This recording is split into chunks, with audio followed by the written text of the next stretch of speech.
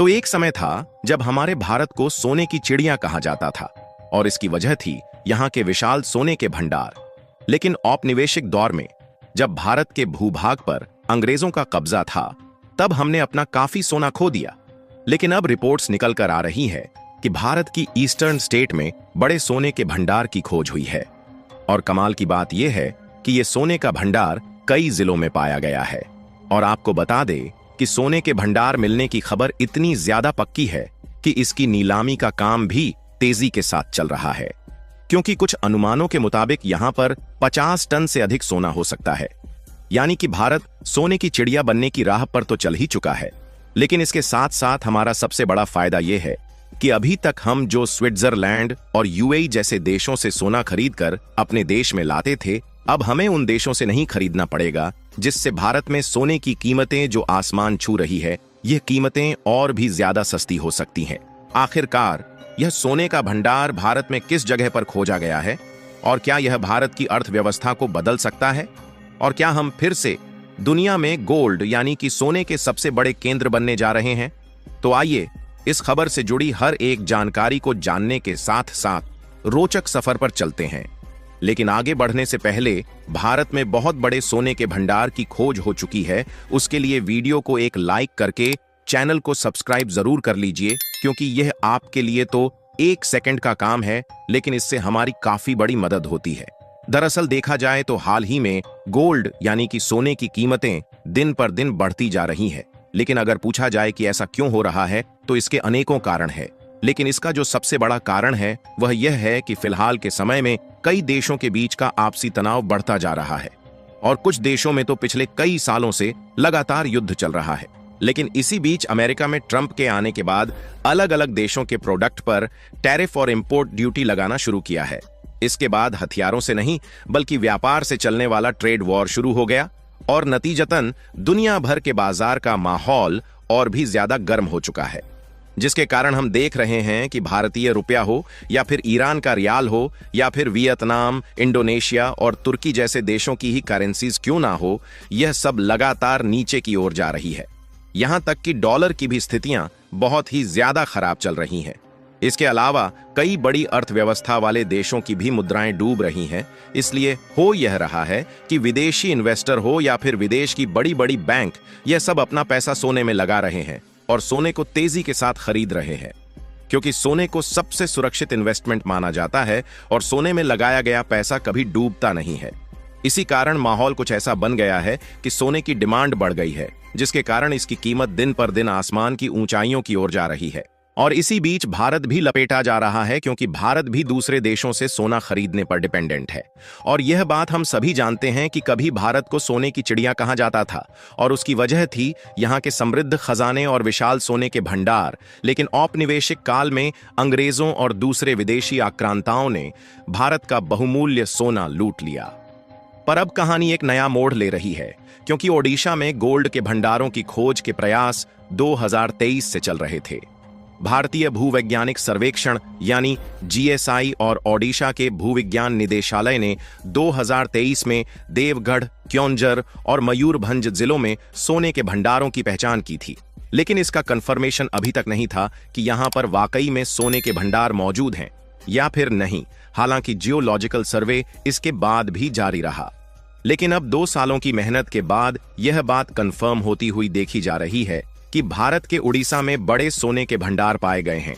यह खोज भारत की अर्थव्यवस्था और सोने की निर्भरता को पूरी तरह से बदल सकती है, क्योंकि भारत में सोना सिर्फ एक धातु नहीं बल्कि संस्कृति, परंपरा और अर्थव्यवस्था से जुड़ा एक अहम हिस्सा है।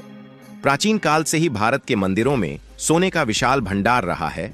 साथ ही व्यक्तिगत निवेश और बचत के लिए भारतीय परिवारों में सोने को प्राथमिकता दी जाती है। फिलहाल ताजा रिपोर्ट के अनुसार ओडिशा के सुंदरगढ़, नवरंगपुर, अंगुल और कोरापुट जिलों में बड़े सोने के भंडार मिले हैं। बताया जा रहा है कि देवगढ़ जिले में पहली बार सोने की खदान की नीलामी की जाएगी, जो कि भारत में अब तक मिले सबसे बड़े सोने के भंडार में से एक है। लेकिन इस खोज के बाद यह सवाल उठ रहा है कि क्या भारत अब सोने के मामले में आत्मनिर्भर बन सकता है? तो इसे समझने के लिए हमारी बातों पर ध्यान दीजिए। देखिए, वर्तमान में भारत आरबीआई के पास 876 टन का गोल्ड रिजर्व है, जो दुनिया में 8वें स्थान पर आता है। हालांकि भारत का स्थान 8वां है, लेकिन हमारी गोल्ड कंजम्पशन यानी खपत दुनिया में दूसरे नंबर पर है। हालांकि भारत में जरूरत के हिसाब से सोना है ही नहीं, तो भारत सोना खरीदता कहां से है? उसके लिए आप इस चार्ट को देखिए कि भारत स्विट्जरलैंड से 40%, यूएई से 15%, दक्षिण अफ्रीका से 10% और बाकी के कुछ देशों से थोड़े बहुत सोना को इंपोर्ट करता है।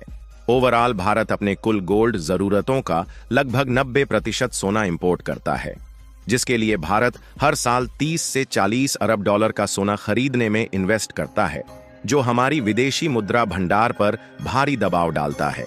लेकिन अगर ओडिशा में मिला सोना सही से उपयोग किया जाए तो यह स्थिति पूरी तरह बदल सकती है। भारतीय भूवैज्ञानिक सर्वेक्षण जीएसआई के अनुसार ओडिशा में कुछ इलाकों में 10 से 15 टन तक सोना मौजूद होने की संभावना जताई गई थी। कर्नाटक और आंध्र प्रदेश की खदानों में लगभग 17 से 20 टन सोना सालाना निकाला जाता है। तो अगर ओडिशा की खदानें भी अच्छी निकलीं तो यह उत्पादन बढ़ सकता है। अगर हम पुराने अनुमानों और भारत में अन्य जगहों पर मिले सोने की तुलना करें तो ओडिशा में हाल ही में मिले भंडार से कम 15 से 25 टन सोना मिलने की संभावना हो सकती है। हालांकि अगर विस्तृत सर्वे में उच्च गुणवत्ता वाला भंडार मिलता है तो यह आंकड़ा 50 टन या उससे अधिक भी हो सकता है। लेकिन अभी भी यहां पर सर्वेक्षण चल रहा है और आधिकारिक रूप से सोने की मात्रा का सटीक आंकड़ा नहीं बताया गया है। फिलहाल अगर ओडिशा में अच्छी मात्रा में सोना निकला तो इससे सोने के इंपोर्ट में कमी आ सकती है और विदेशी मुद्रा की बचत होगी, क्योंकि भारत हर साल 800 से 900 टन के आसपास गोल्ड दूसरे देशों से इंपोर्ट करता है। इसके अलावा सरकार इस सोने को नीलामी के जरिए उद्योगों और ज्वेलरी सेक्टर को उपलब्ध करा सकती है, जिससे व्यापार को बढ़ावा मिलेगा। व्यापार बढ़ने से भारत की इकोनॉमी और जीडीपी काफी ज्यादा मजबूत हो सकती है, क्योंकि देखा जाए तो भारत में अनेकों प्रकार की ज्वेलरी यानी कि आभूषण बनाने वाली काफी सारी इंडस्ट्रीज है, जो कि दूसरे देशों से सोना, चांदी और बाकी के कीमती धातुओं को इंपोर्ट करती है और भारत में एक नए आभूषण का आकार देकर भारत की लोकल मार्केट में बेचने के साथ साथ दूसरे देशों में भी एक्सपोर्ट करती है, जहां भारत के द्वारा हर साल जेम्स और ज्वेलरी एक्सपोर्ट करने का आंकड़ा 20 बिलियन डॉलर को पार कर जाता है, जिसमें यूएई, अमेरिका, सिंगापुर, रसिया, हांगकांग और चीन जैसे देश भी बड़ी मात्रा में भारत से जेम्स एंड ज्वेलरी को खरीदते हैं। अगर भारत सही मात्रा में सोने को निकाल पाता है तो इसका प्रोडक्शन बढ़ने से भारत में न सिर्फ सोना सस्ता हो सकता है, बल्कि इसके इस्तेमाल से बनने वाले आभूषणों को दूसरे देशों में एक्सपोर्ट करके अपनी इकोनॉमी और जीडीपी को हम और भी ज्यादा बढ़ा सकते हैं। बाकी आप लोग इस बात की दुआएं कमेंट बॉक्स में जरूर करें कि उड़ीसा की धरती से सोना निकालने में भारत को सफलता मिल पाए, और इस वीडियो को एक लाइक करके अपने मित्रों तक शेयर जरूर करें ताकि उन्हें भी जानकारी मिल सके। इसी तरह और भी नॉलेजेबल वीडियो देखने के लिए चैनल को सब्सक्राइब करके बेल आइकन को ऑल पर जरूर सेलेक्ट करें। जय श्री राम।